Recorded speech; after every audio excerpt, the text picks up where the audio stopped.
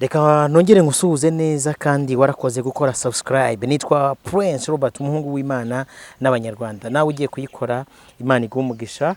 Kuri kamera ndi kumwe na Pasiteri Sibomana Byishimo Official. Umwe mu bagabo bagiye breaking inkuru hano muri iki gihugu. Buri mu banyamakuru nemera kabisa ujya kubona ukuntu arayizanye tu igihugu cyose kigafatwa. Urajyaje bazanye inkuru atimbwa. Agata hangaha ho nabonaga views ziri kugenda zigira kujya ngo hubu kaba umeze uteze. Ndashima Imana Urakomeye. Nagize gukejo njya kubona mbona umuntu witwa Baraka azanye Pasteur Bernard amutereka ari mu nkoko. Aravuga ati ni mureba ahantu Bernard asigaye aba. Ira nkuru wayibonye ute? Oya ariko ni kuriya byagombaga kugenda. Sari ikibazo kirimo. Umuntu wari umushumba w'abantu akaba ari umushumba w'inkoko. Oya nukorora inkoko. Kiretse abaye ziri kwa Minyoni noneho Minyoni akavuga ati wewe uyu munsi nurakorera mu rusengero jya gukorera mu nkoko. Ko amakuru ari ku mihanda ko yamwirukanye. Kumwirukana se oya ntago yamwirukanye da. Jewe reka wenda noneho mugane wo waranavuze uti urabreakinga reka sibyo reka abantu badukurikira bari kuri iyi si noneho ngewe breaking muri ya Pasiteri mushiki wanjye Bernard sibyo ntabwo ndigwa njya mu rugendo rwe rwo kuva muri ADPR kugera muri Nobu no kugera muri Women no kugera mu nkoko ahubwo nge ndajya kwivugira Bernard mu nkoko sibyo Bernard mu nkoko uyu munsi Pastor Bernard arimo korora inkoko dusaba abantu bafite uburambe mu bworozi bw'inkoko kugira ngo bamwegere kugira ngo uyu mushinga uzamuteze imbere unoge icyakabiri ngo zanga kwera ngo zire inyama icyakabiri dusaba abantu bajya bagura inyama z'inkoko kugira ngo bazamube hafi bamugurire kuko ziriya nkoko iyo zigeze umunsi wo kwera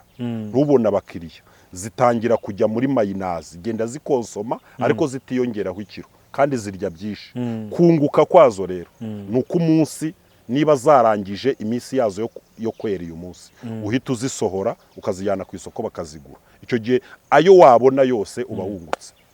So ubwo rero sibyo ako nakambere tubanze tuvuga abantu abo bantu tumutwikire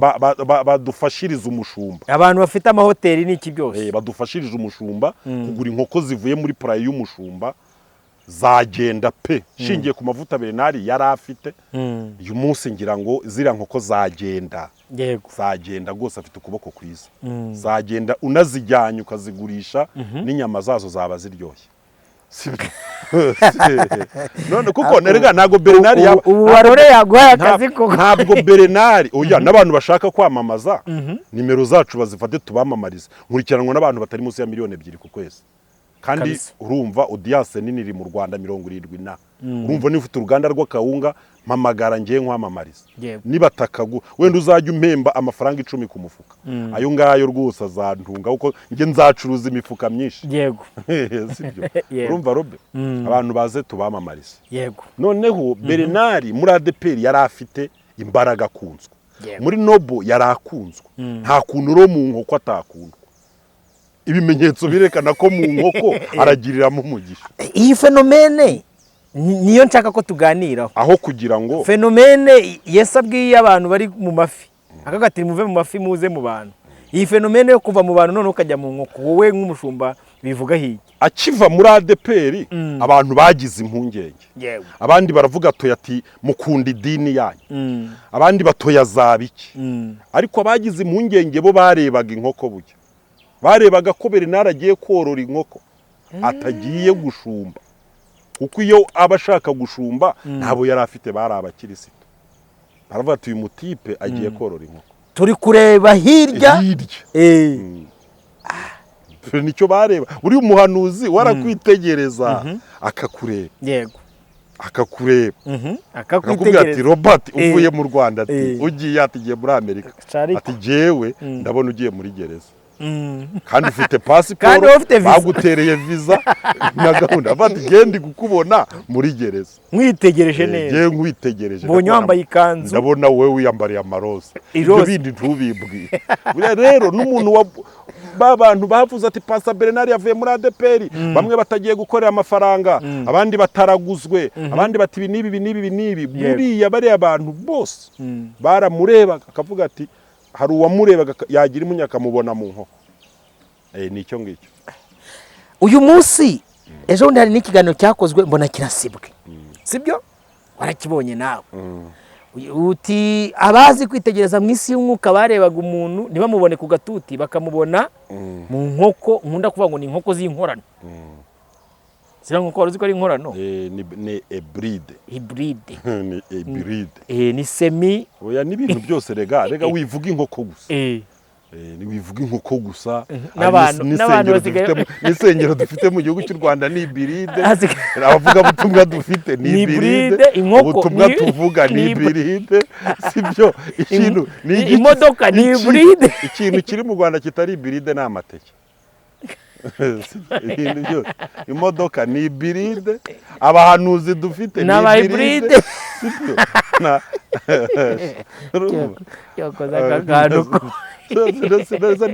Jyewe nkubeshya se ese wambwira wowe mushumba utari hybride ni bake oya bake se bahe bake bahe rega wivuga ngo ni bake iyo uvuze bake ubu si uyu w'iwacu hano Masoro ni hybride ngo uyu w'iwacu hano Masoro iyo urebye ubona ari hybride none se ibigori by'imasoro ntabwo ari ntuza ntabwo ari wa 65 cyangwa 65 washe sibiri none se niba ari byarya ubwo we ntabwo ari byarya so wambwira kurya ibigori bya hybride sibyo ukabugenda muri hybride ukabugenda mu modoka ya hybride ukayobora abakristo ba hybride weho ntuburi hybride ni gute se atabi hybride ugomba kubura wari wapo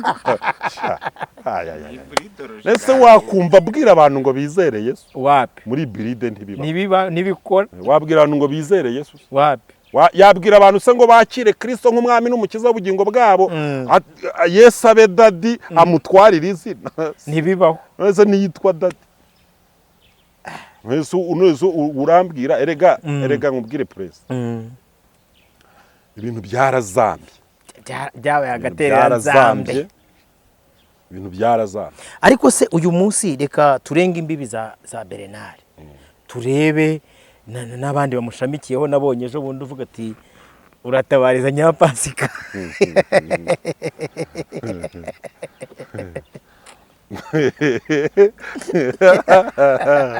shaka udatuma mvuga na Karimuro rimwe oya turi kuganira ngiye mba nzi ibintu byinshi press ngiye mba nzi ibintu byinshi yego ubuzi bibazo ariko bari abantu bahuye nabyo aba ba nyirapasika ubuzi bibazo bahuye nabyo urabona ukuntu bangurira avoka yego ukuntu bayibangurira bino bintu bita greffe urumva ku bagronome nibyo bintu aba batipe bafite amacaci bakora waragufata ukaburi voka nziza iri ahantu nyine urubuto Yesu yijugunye ahantu noneho rukamera yarubona ubwo bwiza wakavuga ati genge kurubangurira akagenda akarufata ari umutsamu akagenda wakarufata akarubyagurura akaza akarushyira mu gihoho cye yamara kurushyira mu gihoho cye akarukubita ifumbire akarukubita rava akarukubita ibazi akarukubita ikositimu akaruhata inyama akarukubita amafaranga akarukubita viza rukajya mu ndege nyine urubuto rukamera neza yarangiza akagenda akajya ku mbuto zewe zifite icyo bita greffe akajya kwizanira greffe cyo bita umubanguriro impfizi akajya kuzana impfizi ye agafata rwa rubuto rwari rumubereye nk'icyo ntazi agahita rukata umutwe yarangiza agahita agahita acomekamo umutwe yamara gucomekamo umutwe rugahita rutakaza umwimerere warwo rugahita ruba hybride rukera vuba byihuse rukera byinshi cyane rukagaragara neza byarangira hamaje kurukuramo umusaruro ashaka akarushyira ku ruhande akajya kuzana urundi niyo wakwivumbura ukagenda ntuzikura ububanguri umufaransa yaravuze ngo c'est dommage. C'est dommage. Niyo wakwivumbura ukagenda kavuga ati ngewe ariko hari imbuto ati najyaga ntekera Imana ubanguriye my ubugari friend, ubanguriye atari kozi kuri grefe ubanguriye we uri grefe uri grefe warabaye ibiride. Biriya bintu nibyo ba Daniel banze baravuga ati inyama ntituzazirya nta bintu by'ibangurira turanywa amaminwa apana. Babajyanye mu ishuri bariga bariga pe ariko baravuga bati wapitwe ntago tuzabibiride, ntago mutubangurira ngo bikunde, ntago turabibiride. Nibyo basadura kabanze ntago tubibiride ahubwo turapfa turapfa. Ahubwo nakomeje gutegeza ravuga nti ariko kukibatareba nka Robert ngo agukubite grefe koko ukuntu wakwera neza. Oya nge bazabaze uri muri nge witapi wakugerefa akagukubitaho nka hasi sibyo. Hari imbuto nziza zavoka bita hasi. Hari ijambo ryabwiwe Yohana cyangwa fuerite iravuga ati abantu bose babyawe n'umugore urabaruta ariko umwana mutoya mu bwami bw'Imana. Wari wumva hari ikinyafu fata ngo nyuze nibura kuri ba Papa Kingi n'abandi reka ntago nge mbangurirwa ndagati katabangurirwa mbivugiye ku mugaragaro. Reka. Noneho Bernard yavuze amagambo abiri. Yavuze amagambo abiri. Hari ikindi kiganiro Bernard yarekuye kuri Give Hope TV. Ariko ikintu cyambabashe nuko ahantu hose hitwa Apostle Mignone bagiye baheditinga bakahakuramo mwana. Bahakatiye iki se mwana? Ntabwo mbizi. Bafite ubwoba bwa strikers? Hari amazina atavugwa reka. Harega bagiye bavuga Yesu. Yesu niwe wahaye uburenganzira bwo kuvuga ati izina mukinireho nta rindi zina mwahawe rinabagaburire rinabambike rinabatunge rinakiza abantu. Ariko hari umuntu ukubwira ati niba unagiye niwibesha nkumva izina ryanjye umvuga ariko ntago yanamuvuga kuko kuri amakuru mfite nuko kuri Sedope yaracyariho. Kuri se buri ikintu kiba cyaravuyeho ni bazita ngo impano zira mpano amagifuti aribura ngo ni nazo nyinshi ugiye kuri kariya gatute bimera nka bya bindi wari wabona YouTube iri kukubwira ngo felicitation wujuje abasabe igihumbi ukabona utuntu tukumanuka nka ko hariya iyo uhicaye turaryoha ahagaze ukabwira isi wana ngo imigisha y'abantu igenda ikumanukaho ureba n'amaso. Umwe ngo yigeze kwikoza ahandi hantu ku gatuti kameze nka kuriya abagiye mu mwuka ati reba ati iki kinyuze iki gisazi agati mudukure hano atari ko buriya kari agatuti ewana abari sawa. Ubwo rero urumva niba kiri kuri liste dope ntabwo iryo zina yapfa kurivuga. Amagifuti rero yo buriya no gushakira mu nkoko. Hari umugabo ni mugenzi wacu witwa Mwanafunzi agaterima akunda gukoresha aravuze ngo ariko ngo kuki twisanze aha hantu bigenda gute abantu bakisanga bari grefi biterwa n'icyo ubona ireme ry'ubukristo hano mu Rwanda ryubakitse neza. Hari ibintu bibiri ugomba kumenya. Iyo tuvuga ubutumwa bwiza hari ahantu tugera tukavuga ngo ntabwo twakunze Imana niyo yabanje kudukunda. Noneho muri uko kudukundira duhamagara kandi nta bundi buryo twari dusigaranye uko amaboko yayo yarakomeye. Umurimbyi yaravuze ngo aramfata akamumeza. Noneho buriya no kugira ngo ube grefe nta ruhare runini ubigiramo ahubwo abagrefaje ababangurira bo baragukunda. Bamara kugukunda rero badufatisha ibyo dukeneye. Ubuse nk'ubu ngubu nk'ubu bibazo mfite sibyo bya minerivare z'abana ibaze niba uba mu nzu y'ubukode n'ibiki muri uyu mujyi wa Kigali umuntu aragufashe akubakiye inzu aragufashe agukuye kuri tapindigo agukubise imodoka yo kugendamo aguhaye karibira umuntu aguhaye telefone nziza iPhone nigwa mpirimana na ntuza kakandi ngo ni abantu bose navuze ko habuze n'umuntu ngura telefone ariko uziko Yesu ni Pawulo ni Petero wabivuze yavuze ko hari ubutaka bugomba kugira ahantu ngo ho kuvuma ibaze abantu majiye kubwiriza kuba nta n'umuntu wangurira telefone bisobanura ko nge nabwirize ubutumwa bw'ukuri. Nta kintu kivamo mu butumwa bw'ukuri. Buri ubutumwa bw'ukuri ni igikoma cy'amasaka ya rutuku kimwe gishariye nta muntu kinywa nta n'ikintu cyana n'umutsima wa rukacara sibyo uragiye umuntu agukubisa iPhone abana bahaye ama iPhone ngira ngo Bernard yabivuze ati mu buzima bukomeye tumaze iminsi twanyuze mubwo nge ndanabaza nti Poso Mignoni abaye nka ADPR ni itunyujije mu buzima bukomeye nshaka uzakora ikiganiro nambaye ubusa shuwa tugikore mu kanya nshaka uzakora ikiganiro nerekana ifoto y'umupasoro muri ADPR nambaye ubusa uburyo Izayi yatwambitse ubusa imbere y'igihugu cyose hano twambariye amakote n'amakaruvati akadukuramo amakote tugasigana amashati na karuvati tukavuga akadukuramo karuvati akadukuramo amashati tukaba twambaye ubu nagakwiriye kuba ndi kuri imihanda se wandagaye tu umuntu natangiye kuvuga ubutumwa afite imyaka 10 ngize imyaka 45 ntabwo mbuza abakirisitu igihumbi ninjije muri ADPR ngiye ubwanjye ntabwo ari ngiye wabinjije gucya komu ariko Imana Bibiliya iravuga ngo bimeze nkaho Imana ibingingira muri twe yego ntabwo nabaye ukuboko kw'Imana yahamagaje abakirisitu igihumbi abakirisitu igihumbi baracyahari baracyatura bagatanga n'icya 10 kuvuga ko yananiwe kumembizayi akanyambika ubusa kugira ngo abana bige nkaza kuza kuri iyi mihanda nanjye nkaba nka Pastor Claude nkaba nka Magashi nkaba nka Impaya Bosiko ibi ngibi ubundi amaraso yanjye Izayi azayabazwa noneho kuri kuvuga ibintu bikomeye ubu ugera ha Magashi ukagera jewe nze kuba nka Papa Sava koko Imana yarampamagaye umuntu yarambitswe ibiganza n'abakuru nze kuba nka Dogita Nsabi mere nka Bijiyo bija nararambitswe ibiganza by'abakuru izina ryanjye ku rutonde rwa pasteur muri ADPR ririmo Pasteur Sibomana kuri database y'abapastor ndimo inze hano kuri social media gushaka igihumbi ADPR ifite abakirisitu miliyoni n'ubu mbonye n'umuntu unavuga tereka ngushingiye na butike cyangwa ugure n'inka ebyiri uzorore najya korora inka ubwo korora kuragira abakirisitu Izayi yanyirukanye najya korora inka nkavuga ni basi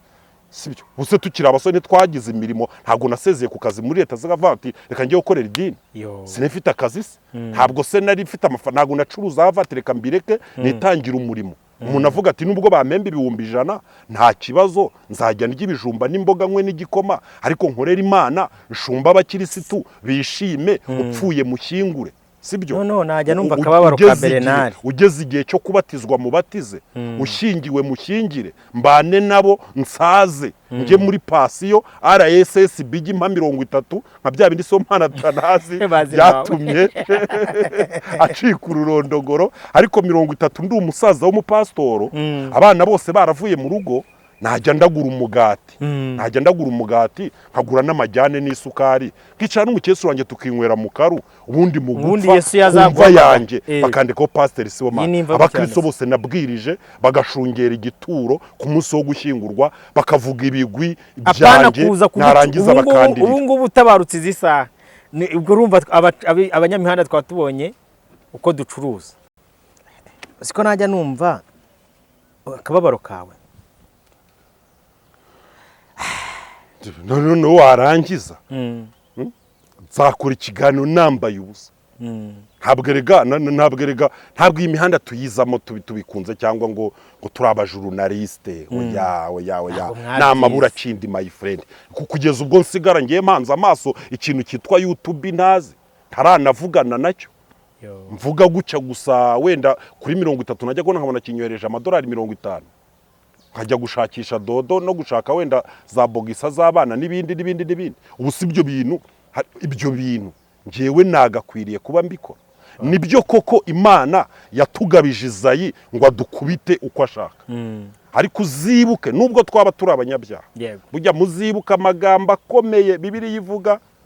aho Imana yabwiye abashuri ikabwira nabi bavuga yuko ngo donc idini ryanze kuvugisha ukuri kubijyanye n'iki n'inyigisho nyine namwe ibyo mwigishaga ntago ryari ihame rya Yesu Kristo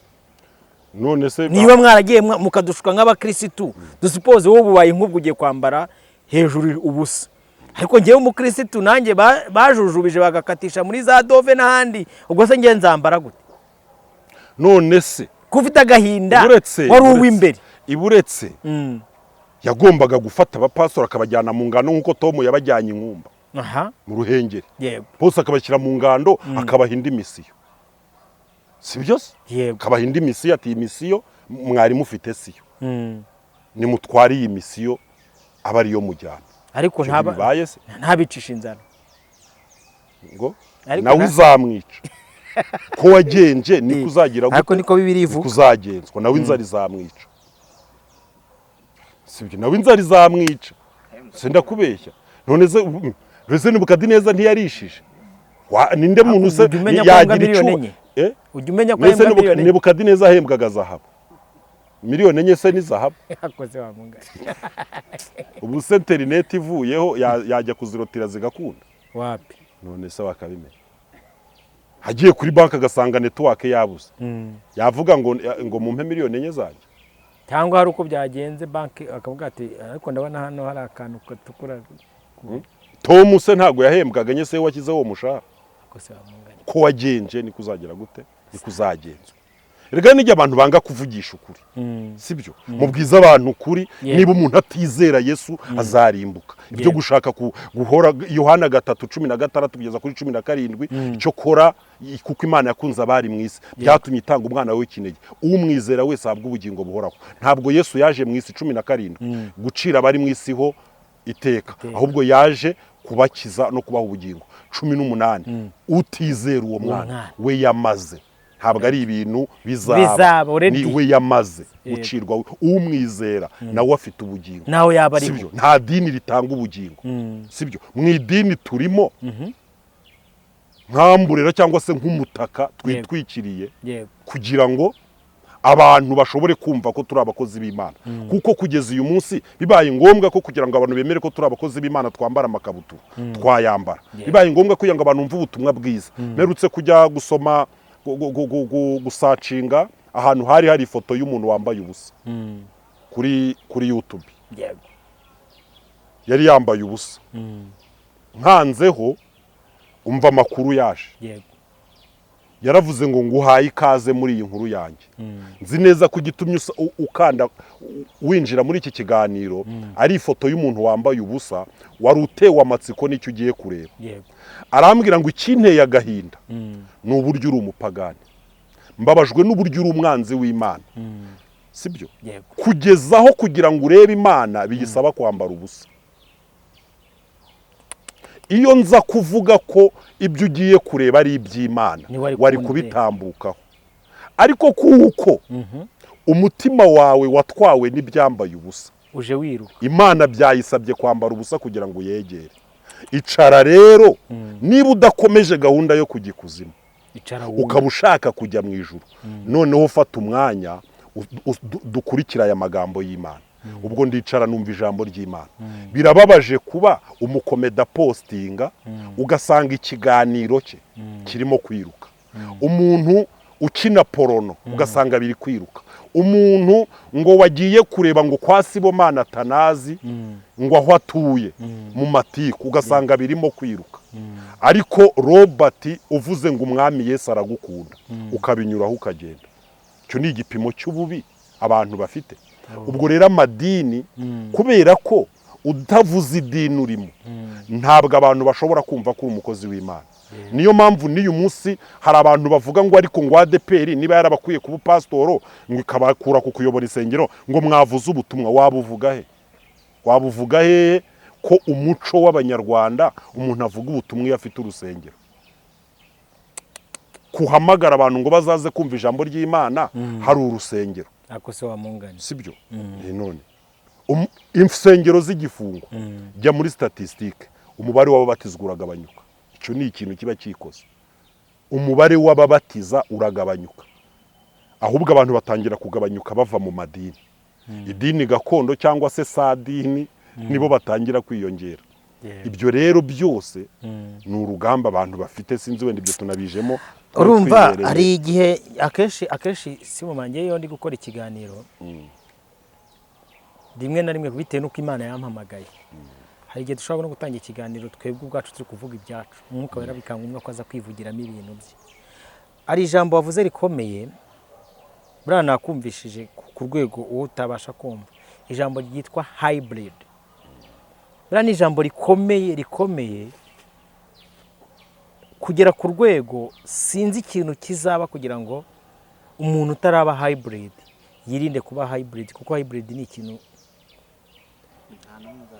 Bibiliya ivuga kuri hybrid, iravuga ngo ubwo udakonje cyangwa nkubire uri ibirutsi. buriya reka nkubwire press, ni ukuvuga ngo iki kintu cyitwa hybrid ni ukuvuga ngo niba ari ikigori ntabwo wagifata ngo ugishyire mu butaka cyere. Hari imigenzo iba iri kuri etikete uba ugomba kugikorera kugira ngo cyere. Niyo mpamvu uyu munsi no mu Rwanda kugira ngo duhinge dukeneye amabwiriza y'abagoronome. Ariko nyamara kera ubutaka bukiri umwimerere, twararimaga tugacoca amasinde tukabiba amasaka, tukazabagara tukazagaruka gusarura amasaka. N'ifumbire abantu bayirundaga hamwe kuko ifumbire yangizaga ubutaka. Twayishyiraga mu butaka imyaka ikabyuka cyane ku buryo idashobora gutanga umusaruro, bikaba ifumbire rifatwa nk'umwanda ikarundwa hamwe. Hybrid rero uyikorera iki? Ugomba gushaka ikintu cyitwa imvaruganda. Ni ikintu kiba kitazwi uburyo cyakozwe, wenda cyavuye mu Burusiya, twagira amahirwe tugasanga mu muhora wa Hormoze ntihafunze kigatambuka. Icyo kintu cyitwa imvaruganda uzasanga batwoburija kunywa amazi menshi kuko turya ibintu by'iki, ibyo bintu biri hybrid kuko birimo imvaruganda n'ibindi. Uzasanga leta yubaka ibitaro bya kanseri n'ibindi bintu kugira ngo bahangane n'ingaruka ziterwa na hybrid. Iyo tugeze rero mu buryo bw'umwuka, uzasanga hari ibintu byinshi. Ubukristo bundi ni ikintu cyoroheje. Niba hariho ikintu cyoroshye Prince, niba hariho ikintu cyoroshye ni ukwakira agakiza. Niba hariho ibintu Imana yoroheje ku gipimo cyo hejuru ni ukwakira agakiza. Ndaza kuguha urugero. Umuntu witwa Zakayo yajyanye Yesu iwe gusa, yuriye igiti gusa. Icyo ni ikintu kidasaba amafaranga, nubwo yari afite umurundo w'amamiliyoni, ariko icyamusabaga kubona agakiza kwari ukurira igiti gusa. Dukizwa mbere yo gutura, dukizwa mbere yo gutanga icyacumi, dukizwa mbere tubona agakiza tutaramenya kwiyiriza ubusa, dukizwa tutaramenya agaciro k'urusengero. Mbese agakiza kava mu magambo y'ibanze y'ijambo ry'Imana wakiriye bwa mbere, naho nta kindi. Noneho ariko ikintu kibabaje, impamvu babigira hybrid ni ukugira ngo babone uko banegisaho bya bintu byabo. Umuntu azakubwira ko kuko utagiye muri korali nta bugingo ufite, kubera ko utubariza gahunda z'amateraniro nta bugingo ufite, kubera yuko udatanga icyacumi nta bugingo ufite. Izo ni imvaruganda, ni ibintu ngo bishobora gutuma ngo wizera ko ufite agakiza, kubera yuko yapfuye ngo atarahura na pasiteri ngo yature. Nta kintu kibabaje nko kwaturira umuntu kurusha ibyaha, sibyo? Nta kintu giteye agahinda mu bintu byambabaje mu buzima ni ukuza umukristo kunganyira ngo musengere. Ibyo ambwiye akora ngasanga nge nkora ibirenze ibyo akora,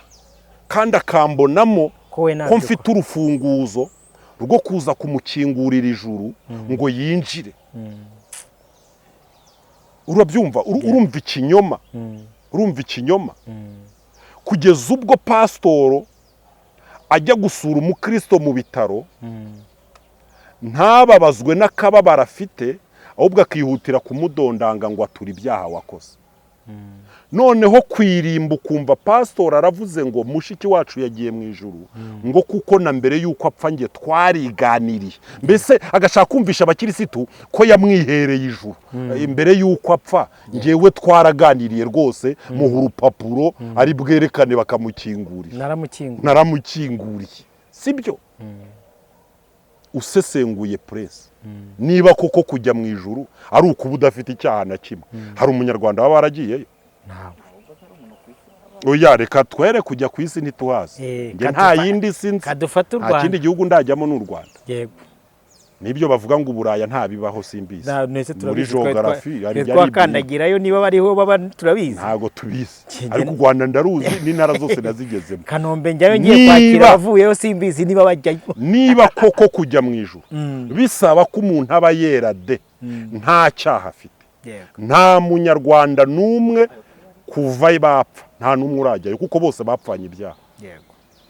ninde utarapfanye ibyaha urumva cya kinyoma abantu dukwiriye kubwizwa ukuri tukabwirwa ukuri yuko tudajyanwa mu ijuru no gukiza ngo ngwino mu itorero ryacu ngo turabera niba hariho abantu beza ukaba ubazi ko ari beza abo bantu wirinde kubajyamo kuko nubajyamo urabanduza uri mubi sibyo uri mubi niba Pawulo yaravuze ngo mu banyabyaha nduwe imbere ubuse ninde mushumba dufite hano mu Rwanda uri kuri standard yo kwera kwa Pawulo ninde uboha amahema ye kugira ngo abeho ninde udatungwa n'icya 10 n'amaturo ninde udatunzwe na gifuti ninde utinuba ninde utababara ninde utarakara ninde utanywa inzoga ninde udasambana niba kureba umugore ukamwifuza uba umaze gusambana ubu kuva mu gitondo mwabagabo mwe musambanye kanga kureba umugore ukamwifuza ubu urangije gusambana ibyo kuvuga rero ngo wenda ngo wafashe igitsina gihuza n'ikindi ibyo ni ibyishimo ibyo ni ibyishimo gusambana ni ukureba umugore ukamwifuza ni igikorwa gikorerwa mu mutima numva tuzakora pariti ya kabiri noneho rero buriya reka dushimire Bernard wafashe icyemezo cyo kujya korora inkoko Imana imuhere umugisha mu nkoko bishobora gutuma yitekerezaho bishobora gutuma agenda atakaza ubu ibiride akazasubira kuba Bernard w'umwimerere umeze neza cyane cyane ko afite umuryango mwiza umushyigikiye bugiye shitani atagusenyeye umuryango nta kintu aba yari yakora ku buzima bwawe gikomeye gusa biragoye kuba warabaye hybrid ukaza kuba sans hybrid ariko birashoboka kuko twebwe icyo tuvuga ni ubutumwa bwiza twakabwiye umuntu utaraba hybrid arinde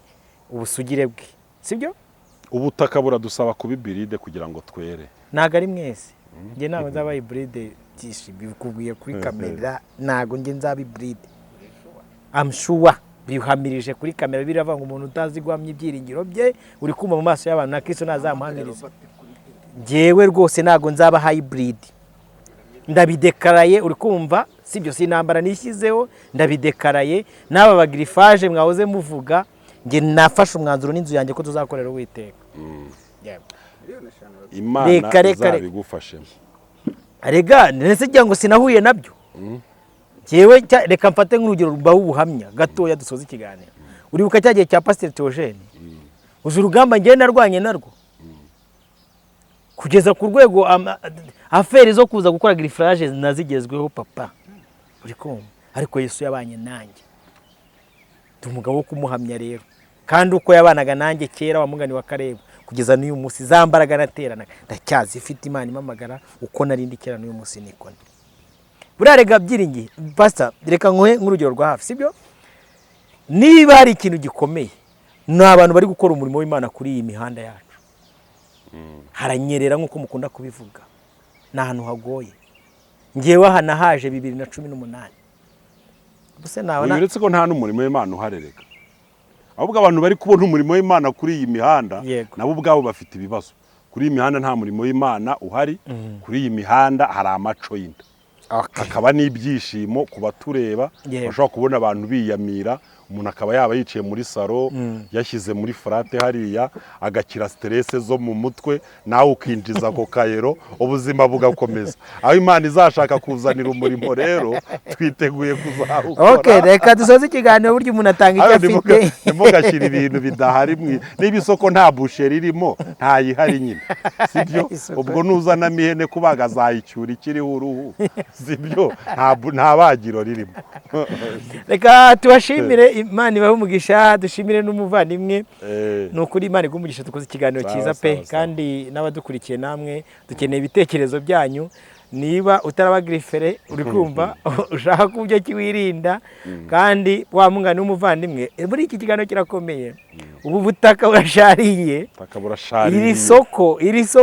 kuvuga ngo uri kurishakamo kugura ukuri n'inkoni wazirya reka bwo mbafite ubuhamya umusaza uri kumva nzaguha ikiganiro nanjye tuganire nk'uwo muhamya aho umuntu ashobora kwicara ubu usura yo guhera mu kwezi kwa 8 kugeza n'izi saha kuri iri soko wamugani intambura yizana ukayisubiza yo batayibaza sindahembwa na rimwe guhera mu kwezi kwa 8 kugeza n'izi saha abagukunda bagutabara. Reka tubashimire mwese mwabanye natwe tubabwire ngo ibiganiro byacu nakagaruka. Shalom nawe utaha.